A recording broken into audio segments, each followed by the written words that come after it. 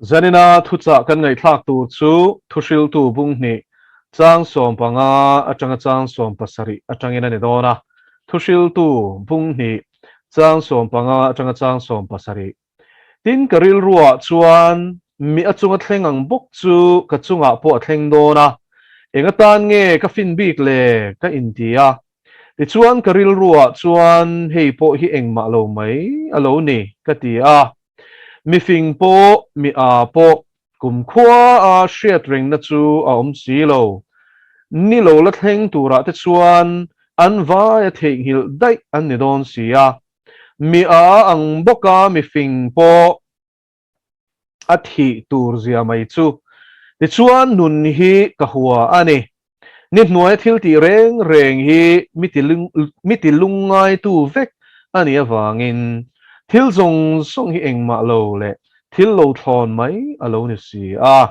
thil zong song hi engma lo le thil lo thon mai alo ni si a lalpana thu thiang hlim kan sei tak te kan zatan malmin som sakro se ela hian thushil tu hian nunom zia a chuina lama mi a le mi fing kha aron soya chu chu zirlai kan zir nu nun bera khan kan zir ta a voina ve thungero chuanin fin po hi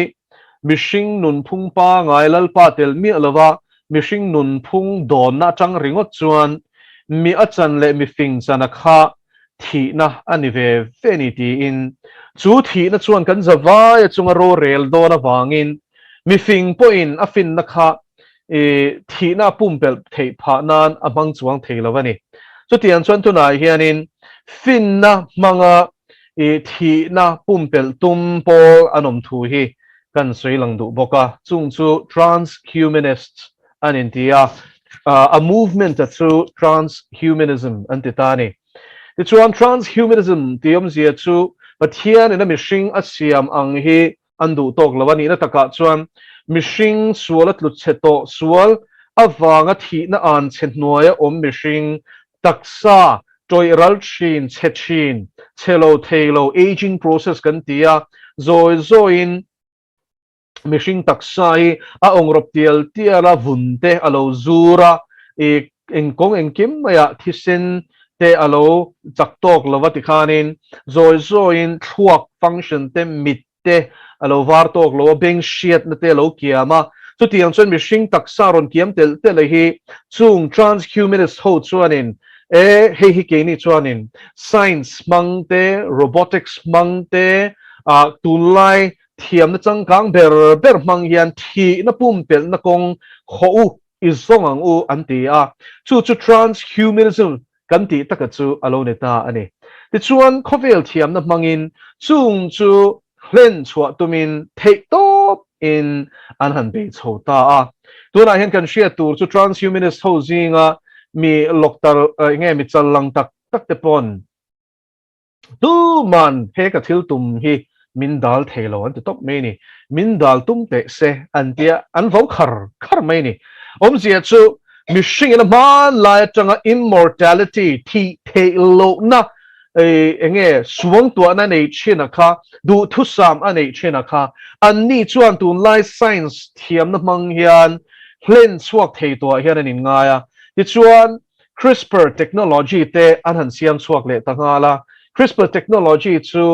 gene editing technology ania hey mishing taksa hian tinan bol theng berin an soi tai la e mishing a hianin in kha chong nat na te hi aum thei ni en tinan zun thum te tin alzheimer's te chu tiang chu in kha chong a hian gene a khanin I cancer te po ani tho ta chung kwa khatiang ve the na chance ka kha tu te chang khanin asang the ni chumi gene chun nei chon tin en tinan nu te cancer bik te po ani zel ta he ta pi le pu te chang khatiang ve khan lo omani chuan an tu la fa te thleng khanin tu chuan te thleng khanin khatiang gene an inherit mo gene khanu le pa te chang an ro chun chuan chu gene awang chuanin khatiang nat na ve na chance kha an mani a khanin midang ai khana sang bik te em mai ni ti chuan he gene editing atio antiom zia chu I taksa at khatiang gene nat na engomo bik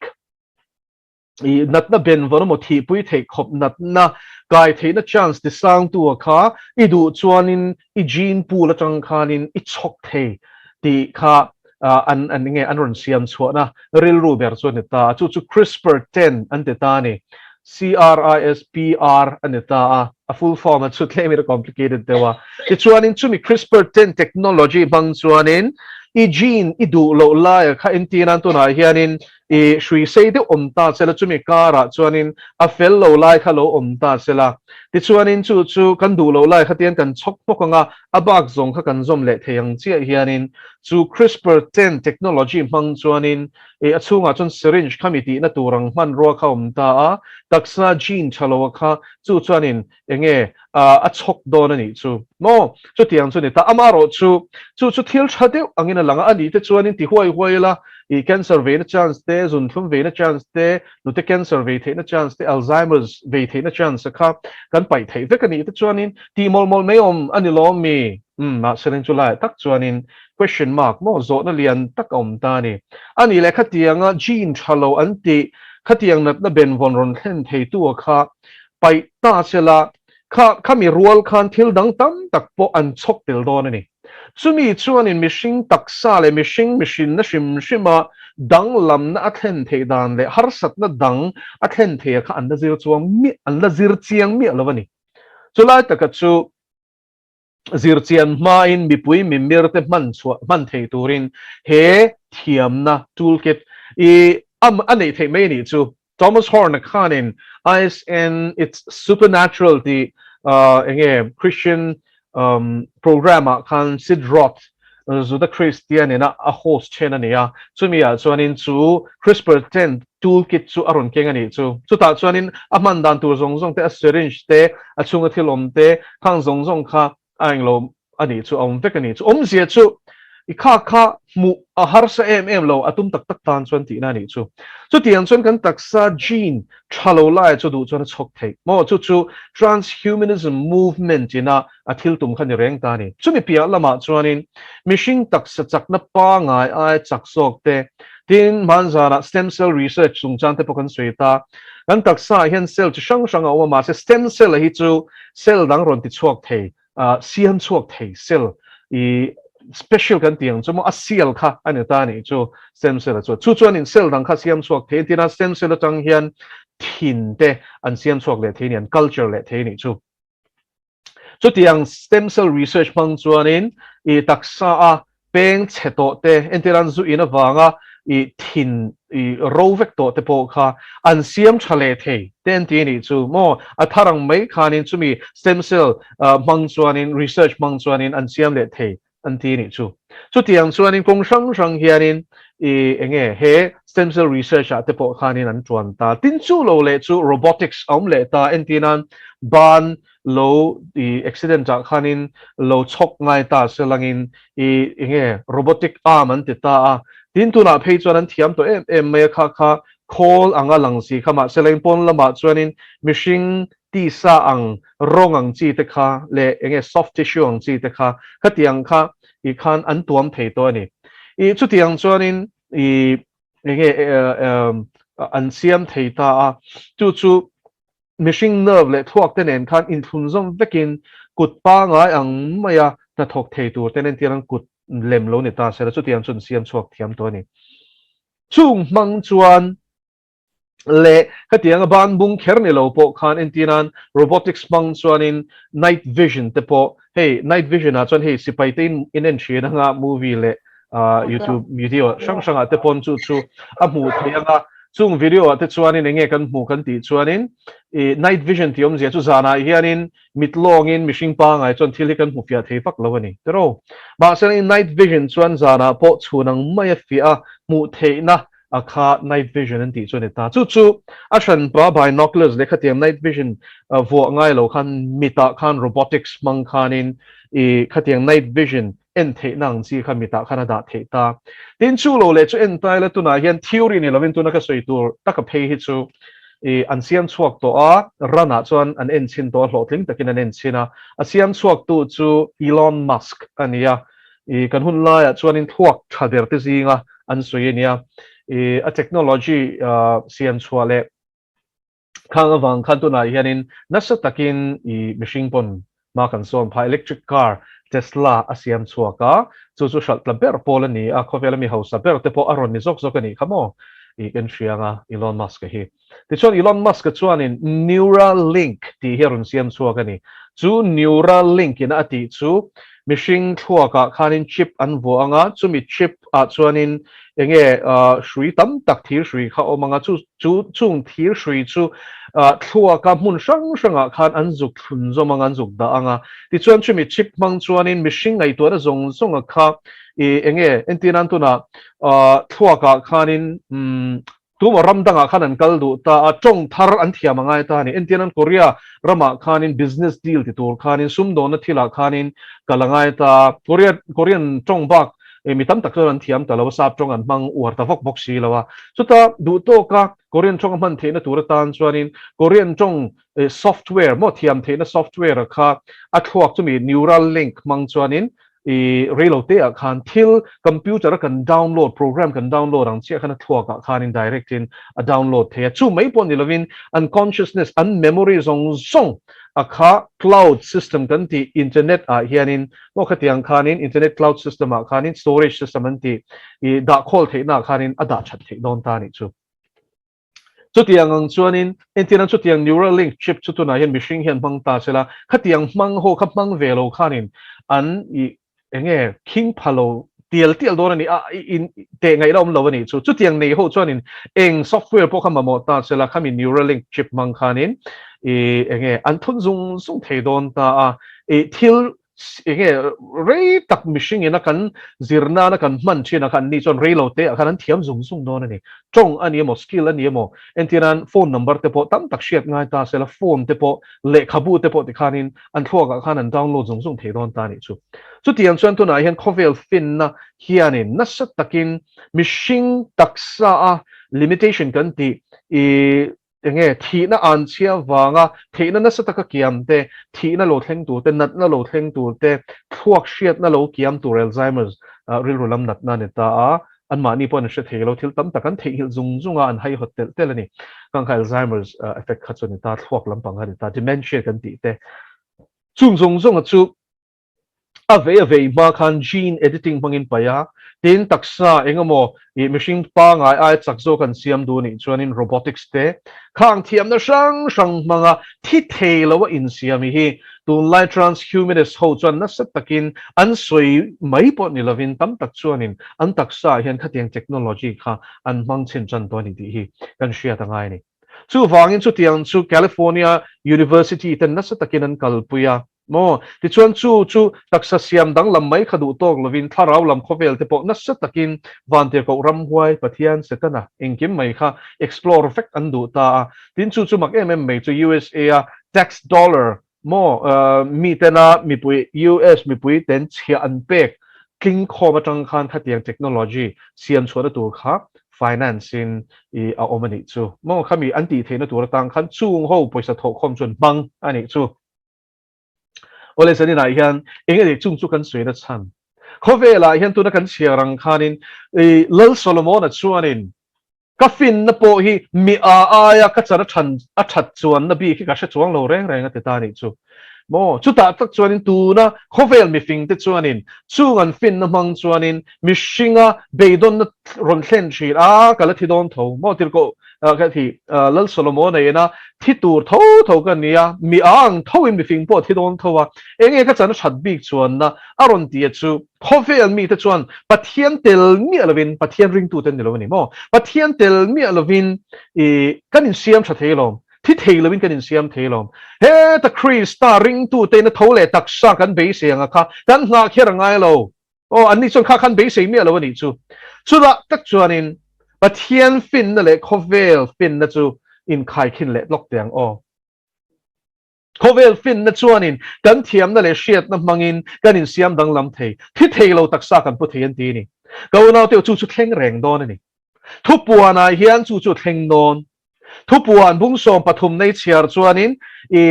sakol chin chianan kut ding lama mo an chala la te chu mo lunglian pui ron deng chor ma selang in an thi thei don lo chu thu puan bung som paruka sakol chin chiadan ku ding lama mon chala late pathian ina ashem dan ziek na bungani a an thi theim mi lo ni khang ho kha engen thi thelo na chan a chan chu kha sakol chin chiadan la khuna khanin tu na transhumanist movement kan ti hi he ta an genetics thlengin ti dang lamin a don ani no an gene pool an ti dang lamanga an DNA ti dang lamanga ti chuan mi hring pa ngai pon ni to lovin Genesis bung ru ka thil thleng a kha aron thleng le don ta ni chu mo hybrid ang mai khanin siam dang lamin an omanga ni e an be se le khatiang kha chuan thleng nge nga thi theloin amaro chu pathian shem nan tuar ve thung non ani go now to win ni a hian khovel fin na chu art na ni je ti khana lang chiang tero pathian ina I o tla min del ron tianga ma selin o thi ten nu chak do na ti ni tro thu pon te kan chiaro ma se an thi thei lawang thi ra chuan tlan bo sam do na tlat mai ni chu van mi hring fin na chuan thi thei lo du tro ma selangin chu nun na ni lo helai taki adang lam na hi tar lang lokang thi thei lo na hi chatuan nun na ni rengot lo ka soi non leang thi thei lo na hi chatuan nun na ni lo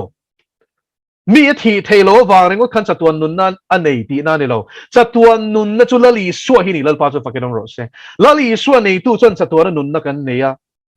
chu chuan thi thei lo na chu keng tel nge mai ni ma selangin chu chatuan nun na chu thi thei lo na ni satlia rengot lovin no quality of life a ko zo ka ni chu nun tam a keng tel ni chu eng ti ti la li suwa chuanin zo ana bung som chang so ma chuanin nun in nei nan tam takai nei na la local ka ni ti una ti ven ni hian mishing transhumanist hoina khovel fin na le thiam na le changkan na manga nei an tu ma hi mo lali suwa krista ring tu ten kan nei thei vek lal pa chu fakiram ro se lim nan zong ani lom mi ma selangin mo an technology siam hian ala tir thei don thu po na in ziak vek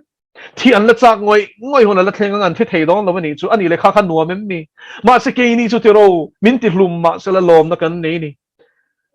tir ko te thil ti bung sari te han chia pa chu chu ta chon Stephen chu an deng rui ni tro engen huat em na chan pathian thu ta ka sui wang ani tro ni ma chen Stephen mail chu van tir ko mail angin a oma a eng phut me ni chu hetiang hi mo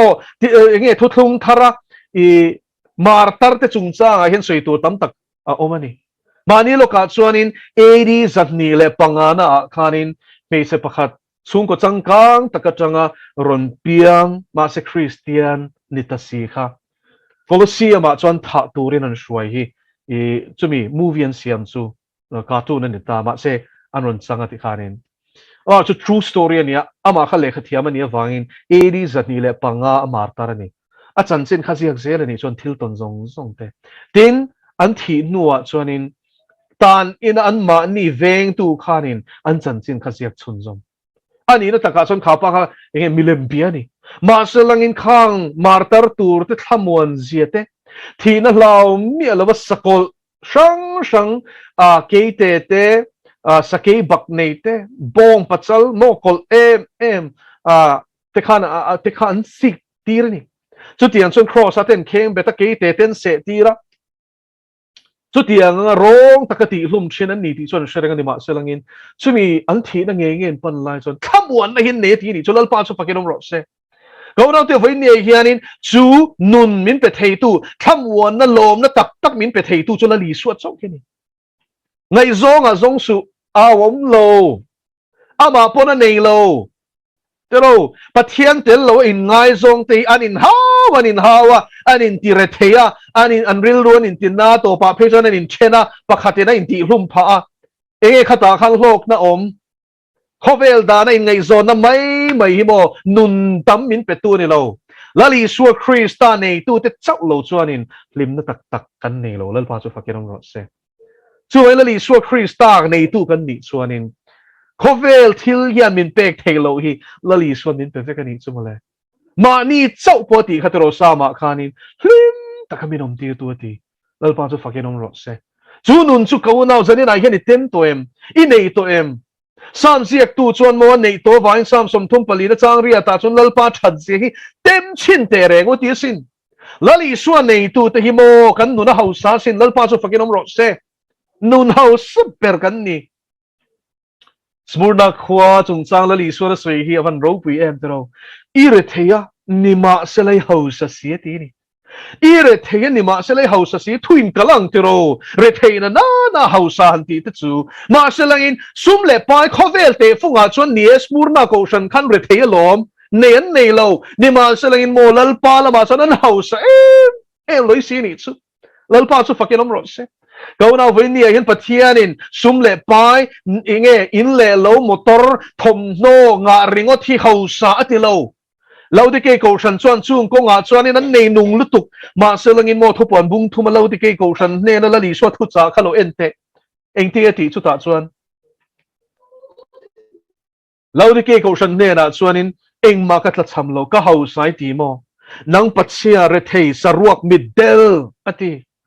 chú vậy với nia hiền pathian in hậu sắc na te phung hi kan shiat avan ngai em chú hậu sắc na te phung a chu la li suan nei tu hi ni zo na thon khat bunga chang so pan hi chon pathian fa pa nei tu chon nun aneya pathian fa pa nei lo tu chon nun nei lo ati ni chú vậy pathian fa pa in em zanina hian hongai takin zo tro go na la li suai nei chon in kim ni lali suy này chân mangai này ni khatanga lali suy này chân lim na te khamuan na te khovele na don zong azon zong so rinom na te lung oi na te avan poi mo em he lung oi na hi engang pom khovel mi hausa ti hausa ma selan lung oi thei reng reng lo ti tro nun hausa van ni lo an van re thei te lu em ne ma sele la li suan nei tu chu mi re thei te po nei ni sela khovel da na chon nei lo ma sela la li suwa anei chuan in avan hausa si e lalpa chunga lom na chu hausak na ni tlat me ni tro chu vain sani na hian lalpa tharau in luak khat chero se helai lal solomon an soyang hian ni e khovela mi fingte khovela mi ate po hi an chan chu thi na tho tho ani ni ma sele lalpa chi tu te chu e he khovela nge po hian kan nun quality hi van tha em a quality lamani tero a quantity ni rengot lo a reizong rengot ni lo a quality van poi mo em tero chu mai po ni levin thi nu pia lam rama a quality tha le zual tha fam kim van rama pa eng te pa kia nga chatuan kan an mang le tur phei hi chu o ring tu te tan hi chuan mo amen chan na kan ti te hi khovel thil reilo te chung chawa nom na min pe tu ba khi lalpan chan turin min ti leinem van lom na kim kan nei the nan leilom na hi chulal pan min lo lak sak po ni sela awahan poi lo te lu em chro ko na te zanina hi lali suanei tu te mi ho sa per kan nia mi van nei per kan nia minil lo per kan nia kan nil ho sia le kan van nei sia hi ala lang don samadi tu na po hian tiro he covid Sri Lanka ra hian tam tak chuan hlawa an hlaw em ma ring tu te ring lo tu ang bok kan hlaw te hi nun tam kan nei lo zia ron langin ka sia to ma ka dem lo enge ring lo tu te ang me kan hlaw le hlaw na tharaw min pe le nem lalpan chu fakelom ro se fin khur lo tur ka ti na ni lo ma se lo tur hallelujah lalpan chu fakelom ro se he hlaw na thara wen mi ara be wang hianin re thei taka om hi kan van tam mo kai love an hlaw shim kha an nun hi chep em mai ni tro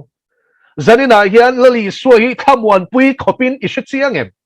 lali suai e shi pui Lanka ra hian thamwan pui khopin inuna ida lale hallelujah lal pa chu fakelom ro se